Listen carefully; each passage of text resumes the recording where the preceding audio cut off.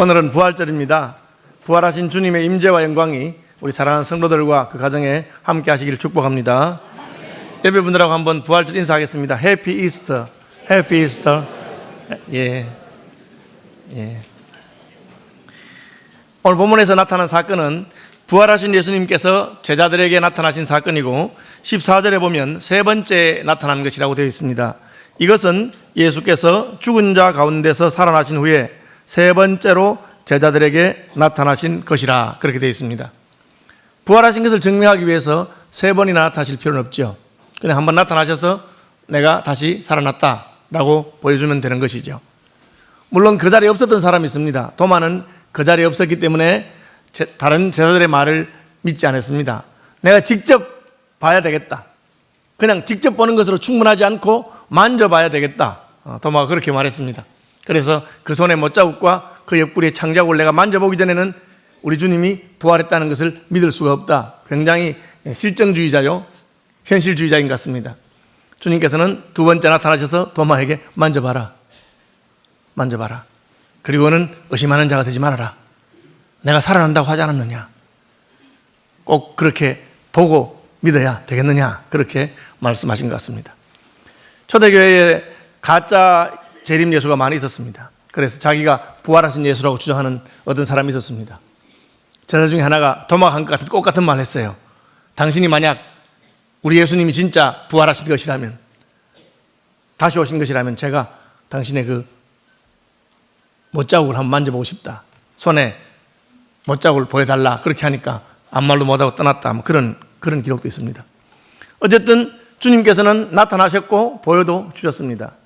그런데 또 세 번째 나타나셨어요. 주님이 단순히 부활하신 것을 증명하기 위해서라면 두 번, 세 번, 네 번, 다섯 번 그렇게 나타나실 필요는 없습니다.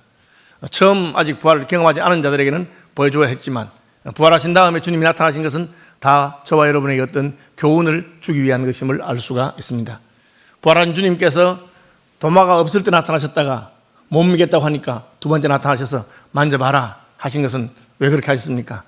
꼭 만져봐야 믿겠느냐? 너희는 내가 전에 한 말을 믿지 않는구나. 그래서 보고 믿는 자보다 보지 않고 믿는 자가 더 복이 있다는 것을 알아라. 앞으로 오고 오는 세대에 그때마다 예수님이 나타나셔서 나 살아났어, 만져봐. 그렇게 할 수는 없잖아요. 주님께서 그저 부활하신 것을 듣고 믿는 자가 되길 바란다. 그것이 아마 도마에게 나타나셔서 말씀하신 부활의 교훈이라고 할 수가 있습니다. 이번에 세 번째 나타나신 것은 왜 그렇습니까? 이 세 번째 나타나신 것은 갈릴리에서 나타나셨어요. 아시는 대로 예수님은 예루살렘에서 잡히셔서 예루살렘 영문 밖에서 십자가에 못 박혀 죽으셨고 예루살렘에서 부활하셨습니다. 그리고 그 부활하신 것을 드러내셨는데 왜 제자들은 갈릴리로 가 있습니까? 그것은 부활하신 주님이 갈릴리로 가신다고 말씀하셨기 때문에 천사가 나타나서 여인들에게 왜 여기서 예수를 찾느냐? 그가 살아나셨다. 그리고 전에 말씀하신 것처럼 갈릴리로 가시다니 거기 가서 예수님을 만나도록 해라. 이 말씀에 따라서 제자들이 갈릴리로 간 것처럼 보입니다. 주님께서는 왜 갈릴리로 가셨습니까? 주님은 예루살렘에 있는 제자들만이 아니라 갈릴리에 있는 제자들에게도 자신이 부활하신 것을 증언하기를 원하셨다는 것을 알 수 있습니다. 우리는 고린도전서 15장에서 바울이 말하기를 게바에게 보이시고 그 후에 12제자에게와 그 후에 500여 형제에게 일시에 보이셨다라고 하는 말이 있습니다. 저는 이 500여 형제가 아마 갈릴리에서 예수님을 따르던 사람들이라고 짐작합니다. 왜? 예수님의 사역은 주로 갈릴리를 중심으로 이루어졌기 때문에 그렇습니다. 예수님께서는 갈릴리에서 가버나움을 중심으로 해서 많은 사역을 하셨고 우리가 아는 가나의 혼인잔치라든지 베세다 들판이라든지 하는 것이 전부 다 갈릴리에 있는 지명의 이름입니다. 물론 예수님이 예루살렘에 올라오셨습니다. 주로 명절에 절기를 지키기 위해서 올라오셨고 절기가 끝나면 다시 돌아가셔서 갈릴리 중심으로 사역하신 것을 알 수가 있습니다. 그러므로 예수님을 따르던 자들의 대다수는 갈릴리 사람이었을 가능성이 많습니다. 그래서 주님은 부활하신 후에 갈릴리에 가셔서 500여 형제에게 한꺼번에 나타나셔서 자신이 부활하신 것을 증거하셨습니다. 사실 후에 예수님을 따르던 많은 사람 가운데 갈릴리 출신들이 제법 있었다고 생각됩니다. 오순절 성령 강림을 기다리던 120명의 제자들에게 예루살렘을 떠나지 말고 아버지의 약속하신 것을 기다리라 할 때도 이분들 중에 상당한 수가 갈릴리 출신이 아니었느냐. 원래 예루살렘 사람이면 예루살렘을 떠나지 말라고 할 이유가 없는 것입니다. 갈릴리 사람이니까 그냥 집에 가지 말고 돌아가지 말고 여기서 기다려라, 그렇게 말씀하신 것이 아닌가, 저는 그런 짐작을 해봅니다. 어쨌든 베드로와 다른 제자들이 갈릴리에 간 것은 예수님이 가라고 하셨기 때문에 그곳에서 부활하신 주님이 자기들을 만날 것이라고 기대해서 갔던 것입니다. 그런데 예수님이 안 나타납니다. 갈릴리에서 만나자고 했는데 안 나타납니다. 그럼 어떻게 해야 되나요? 네, 따라합시다. 기다리면 됩니다. 안 나타나면 기다리면 되는 거죠. 주님께서 갈릴리에서 만나자 했으니까 기다리면 되죠. 못 기다려서 탈입니다. 모세가 시내산에 올라가서 하나님 만나고 내려오겠다 했습니다. 밑에서 기다리면 됩니다. 늦어집니다. 늦어도 기다리면 되죠. 그런데 못 기다리니까 금송아지를 만들고 난리를 쳤습니다. 40일 만에 내려와서 모세는 기가 막혔습니다. 그래서 그 하나님이 직접 써준 십계명 돌판을 깨뜨리고 하는 그런 일이 생긴 것이죠. 이 사건에서 기다려야 되는데 잘 못 기다리는 우리의 마음, 그런 것을 주님께서 제자들에게 훈련시켜 주신 것 같습니다. 여기서 배웠기 때문에 그 다음에 예루살렘을 떠나지 말고 아버지의 약속하신 것을 기다리라 할 때는 기다렸습니다. 성령께서 오실 때까지 기다립니다. 그런데 기다려도 안 오면 어떻게 합니까? 따라합시다. 기도하면서. 기도하면서 기다립니다. 그냥 기다리지 않으면 기도하면서 약속하셨는데 왜 안 오실까 하고 실제로 그들은 전혀 기도하기에 힘썼다. 그리고 열흘 뒤에 오순절 성령이 강림한 것을 알 수가 있습니다. 여러분, 주님께서 약속하신 것을 기다릴 줄 아는 분들이 되시길 바랍니다. 기다리는 게 힘들면 기도하면서 기다리면 됩니다. 갈릴리에 가서 예수님 만나야 되는데 안 나타나니까 기다렸습니다. 며칠 기다리니까 심심합니다. 뭐 합니까? 물고기 잡으러 갔습니다. 물고기 잡으러 간 것이 잘못되었다고 성경은 말하지 않습니다. 어쨌든 물고기 잡으러 간 것입니다. 그들은 원래 어부들이었고 또 오랜만에 3년 반 동안 예수님과 숙식을 같이 하면서 따라다니다가 이제 다시 갈릴리로 왔으니까 고기 잡고 싶은 생각이 났습니다. 배가 있습니까? 있습니다. 세베대의 아들들이라고 되어 있으니까 야고보와 요한입니다. 야고보와 요한의 아버지인 세베대는 선주였습니다. 아마 세베대의 배를 빌려서 배 두 척 빌려가지고 7명이 베드로와 도마와 나다나엘과 세베대의 아들 야고보 요한과 그리고 다른 두 제자 7명이 그 배를 빌려서 밤새도록 그물질을 했습니다. 전문가들입니다. 원래 물고기 잡는 사람이죠. 갈릴리 바다가 훤할 겁니다.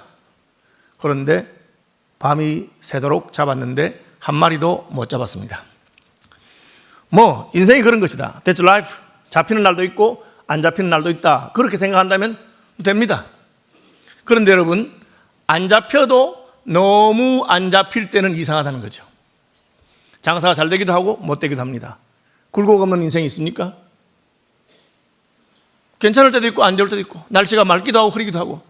노아홍수 끝나고 하나님 하신 거예요. 심음과 거둠이 있으며 더위와 추위가 계속될 것이다. 이제 이 지구상의 삶은 그런 굴곡이 있을 것이다 말씀하셨어요. 그러나 안 잡혀도 너무 안 잡힐 때는 이상한 거죠. 혹시 하나님께서 개입하신 것이 아닌가, 그렇게 생각해 볼 필요가 있습니다.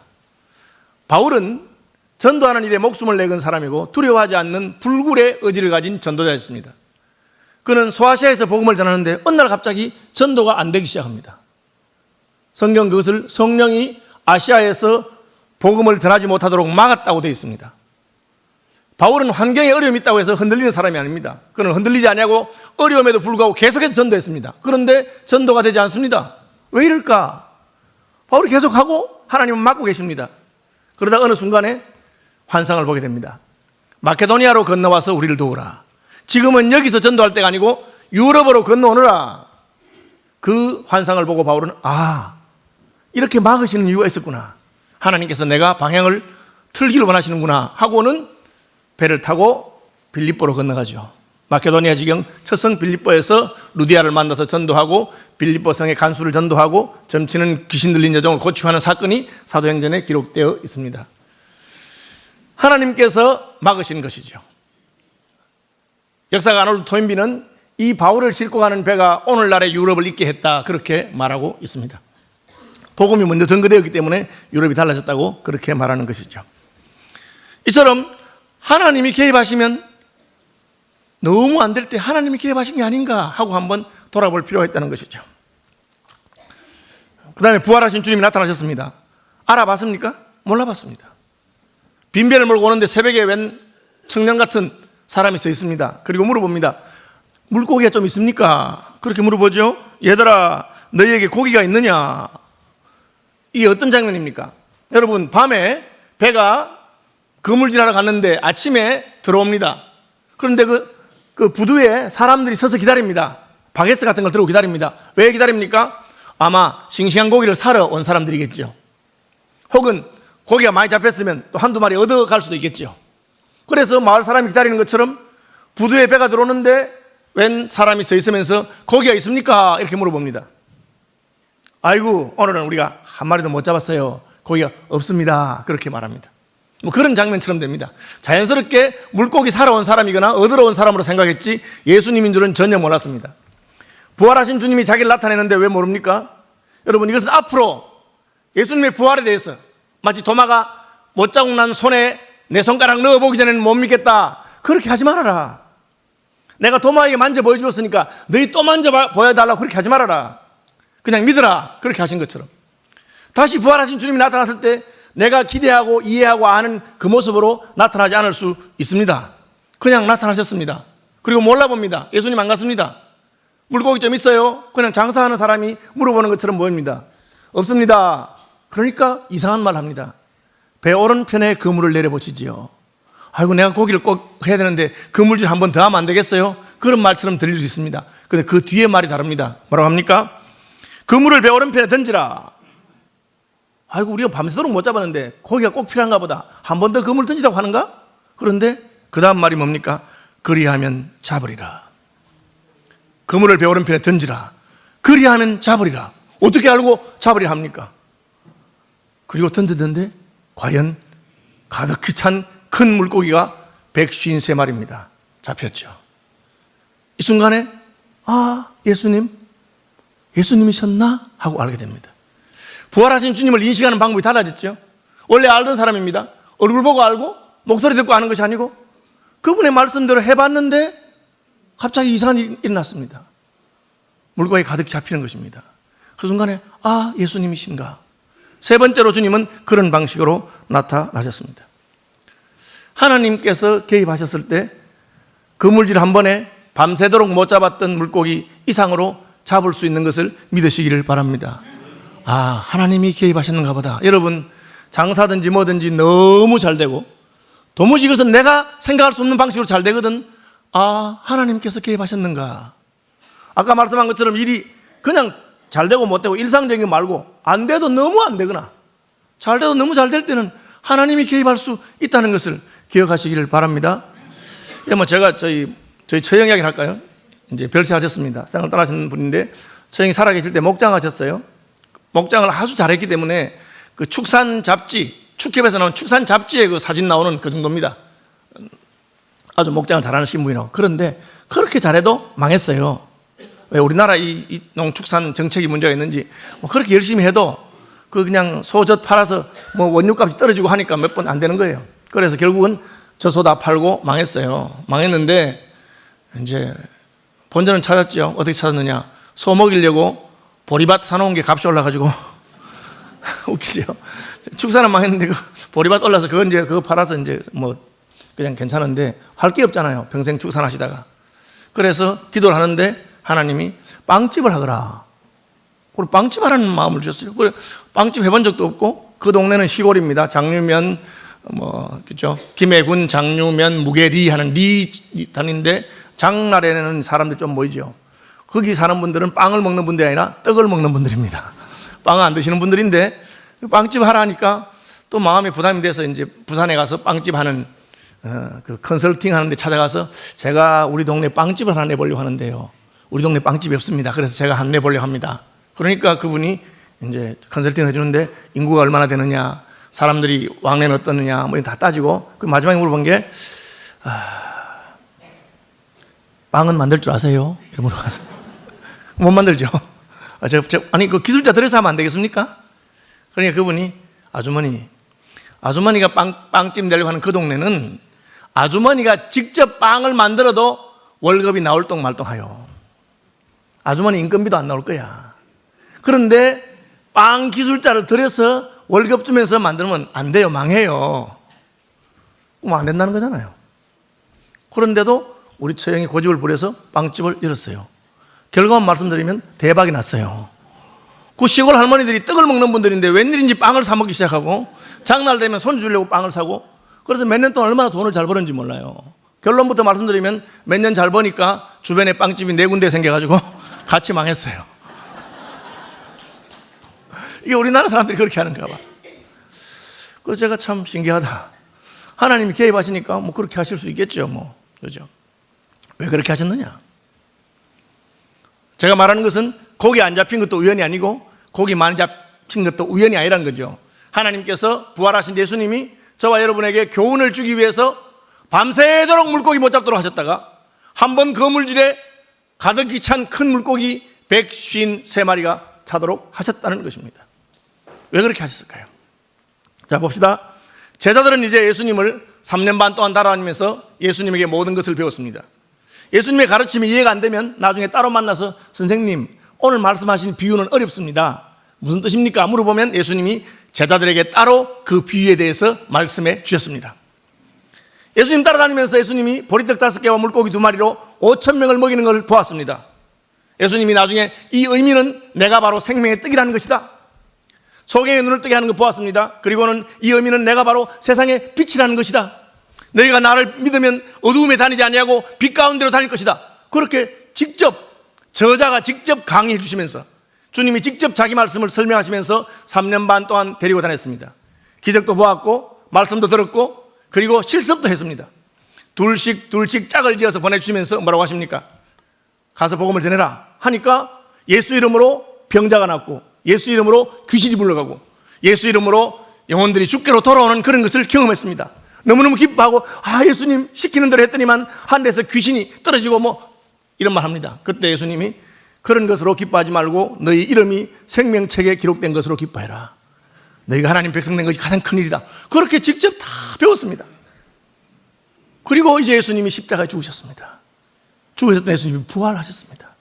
이미 2번이나 부활하신 예수님을 만났습니다. 배울 만큼 다 배웠죠. 그럼 어떻게 되겠습니까? 세상의 방식으로 생각한다면 선생님에게 배울 것을 다 배웠으면 선생님이 이렇게 말씀하십니다. 이제 더 이상 가르쳐 줄 것이 없다. 하산하거라. 그렇게 말합니다. 하산하라고 하죠. 그것이 세상의 방식입니다. 이게 지금 예수님이 하시는 1대1로 데리고 다니시면서 가르치는 것이 일종의 도제 제도라고 하는 겁니다. 선생님과 함께 살면서 먹고 마시고 하면서 배우는 거죠. 이를테면 구두를 만드는 장인이 제자 하나 받습니다. 뭘 가르칩니까? 처음에는 가죽을 고르는 법을 가르쳐줍니다. 이런 가죽이 좋은 가죽이다. 그 다음에는 가죽을 자르는 법을 가르쳐줍니다. 어떻게 잘라야 버리는 것이 없이 가죽 구두를 많이 만들 수 있다. 그 다음엔 꿰매는 법 가르쳐주고 그리고 발에 편안하게 어떻게 본을 뜨고 만들고 그리고 염색을 하고 하는 걸 다 가르쳐줍니다. 몇 년을 선생님한테 배웠습니다. 그럼 선생님이 이제 배울 만큼 배웠다 싶으면 너 혼자서 가죽 구두 하나 만들어 온다. 만들어 왔습니다. 보니까 마음에 듭니다. 그러면 그 가죽 구두를 들고 상인들의 조합, 길드라고 한 데 갑니다. 조합에 가서 이거 내가 키운 제자가 만든 가죽 구두인데 여러분 한번 보시고 이만하면 그냥 얘도 가게 하나 차려도 되겠죠. 허락해 주시면 얘한테도 가죽 구두 만드는 면허를 줘서 가게 하나 차리도록 합시다. 그게 이 세상이 사는 겁니다. 학문도 마찬가지입니다. 박사학위가 뭐겠어요? 선생님 밑에 가서 공부 배웁니다. 어느 정도 되면 선생님이 논문 하나 써오느라, 박사학위 논문 써오면은 그 논문을 읽어보고 괜찮아요? 그러면 자기 교수들한테 가서 교수회의에 가서 내 제자가 만든 논문인데 한번 읽어보시고 이만하면 얘한테 학위 주고 앞으로 혼자 책 쓰도록 해도 되겠죠? 혼자 가르쳐도 되겠죠? 그겁니다. 세상의 모든 스승들은 자기에게 배운 것을 다 배우면 이제는 독립시켜줍니다.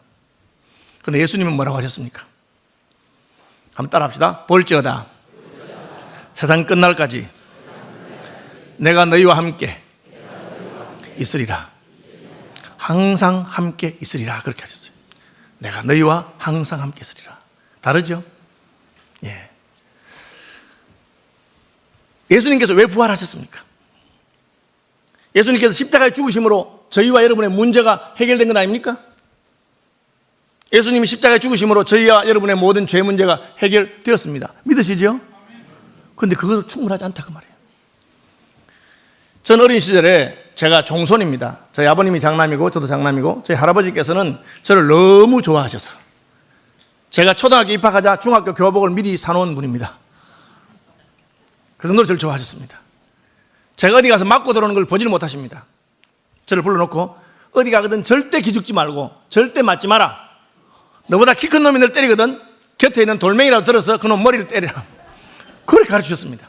그리고는 뒷감당은 내가 다 해주마. 돈이 얼마든지 내가 물어주고 치료도 해주고 할 테니까 그냥 절대 맞지만 마라.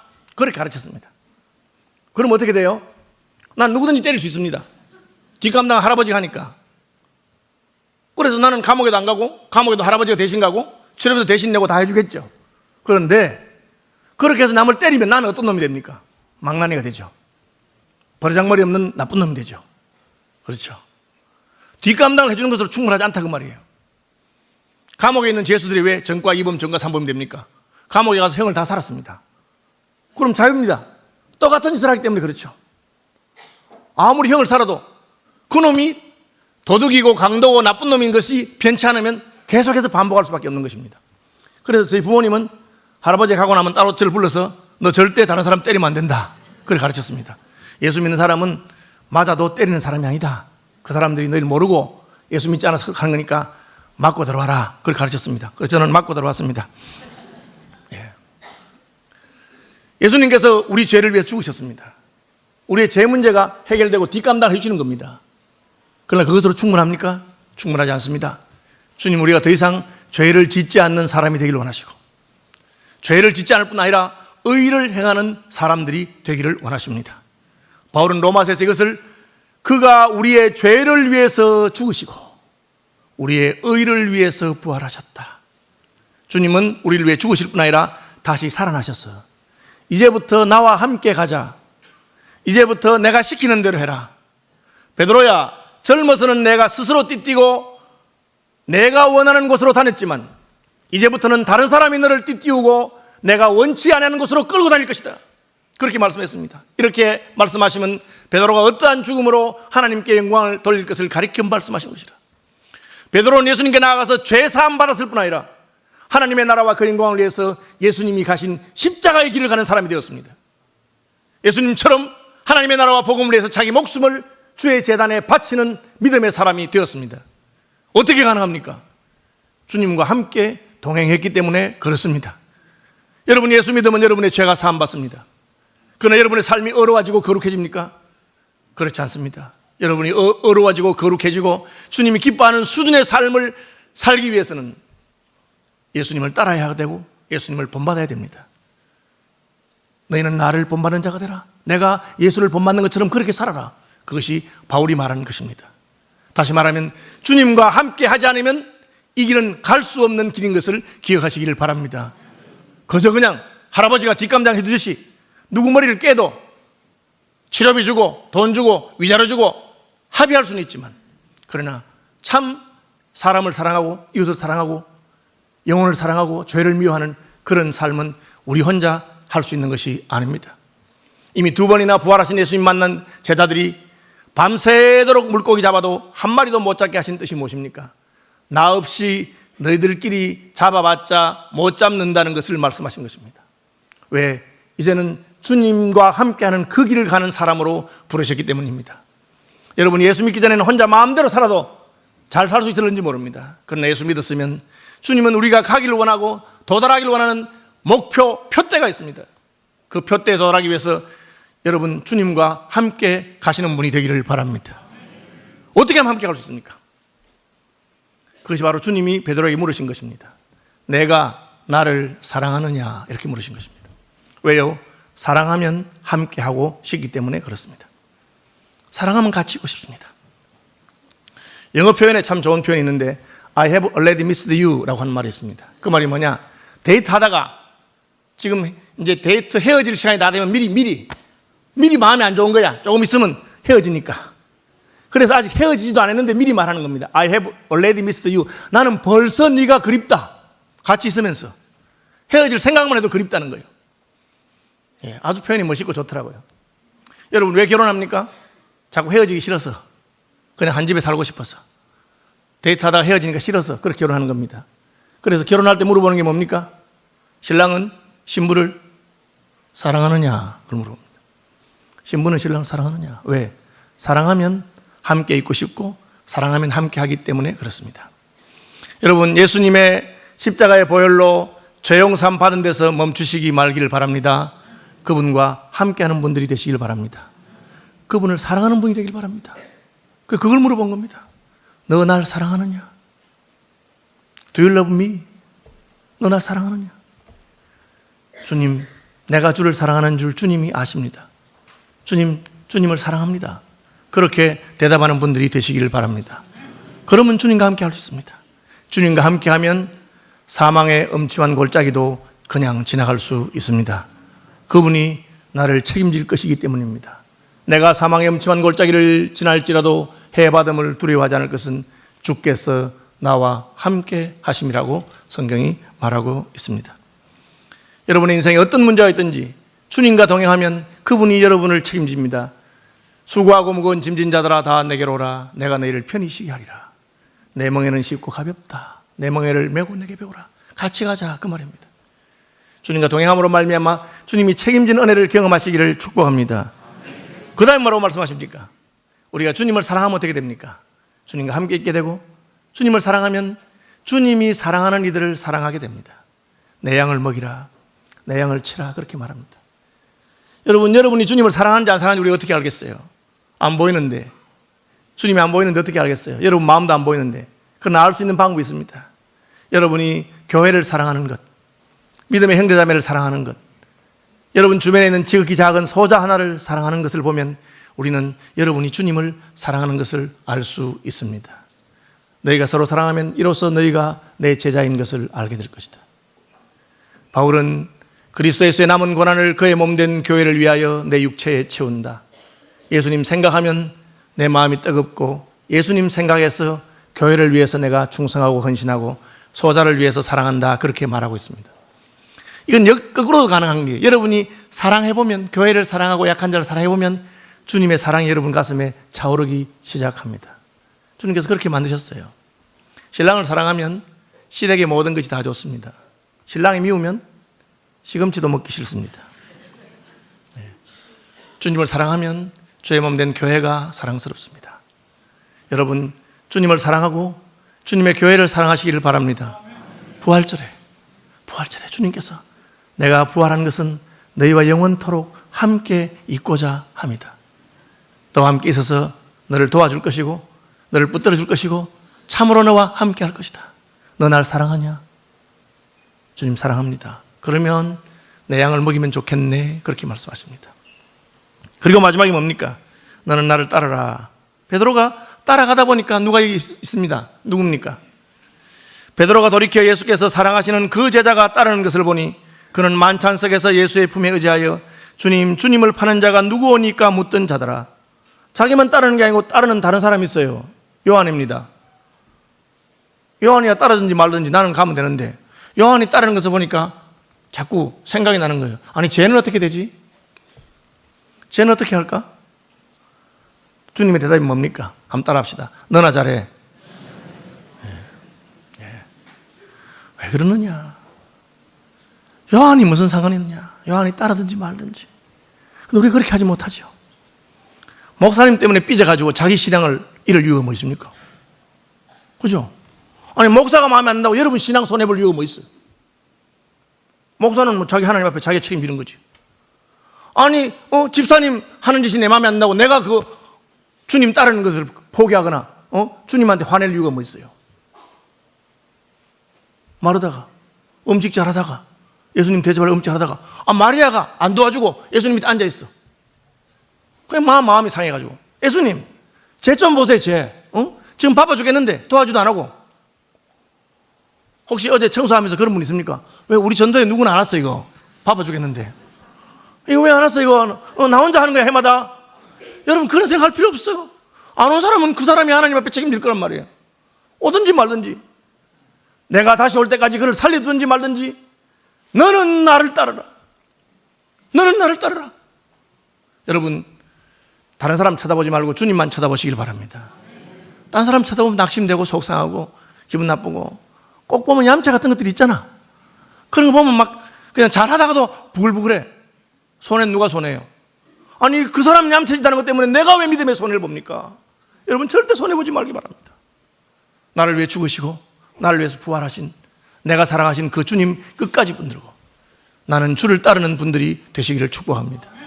우리 일생이 주님과 동행하기 때문에 마침내 사망의 음침한 골짜기 지나 저 요단강 건너 천국 갈 때까지 주님이 우리를 지키시고 보호하는 은혜가 넘쳐나기를 축복합니다.